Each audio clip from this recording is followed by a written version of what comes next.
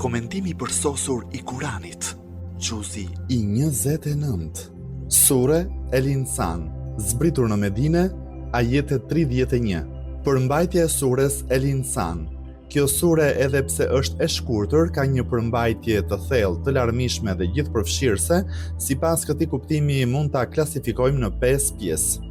Pjesa e parë diskuton rreth zanafillës së njeriut, krijimin e tij nga një pikë fare, emshëgj, dhe më pas udhëzimin dhe lirinë e vullnetit të tij.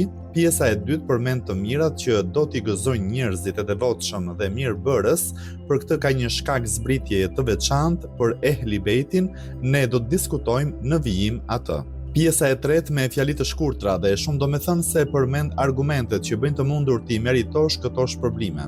Pjesa e katërt përmend rëndësinë e Kuranit, metodën e zbatimit të dispozitave të tij si dhe rrugën e mbushur plot ngritje dhe ulje të vetformimit. Pjesa e pestë diskuton mbi sundimin e shpalljes hyjnore duke mos e dëmtuar lirinë e njeriut, por me vullnet të lirë. Për këtë sure janë përmendur shumë emra, por emrat më të njohur të saj janë Insan, Dehr dhe Sure Hel Ata.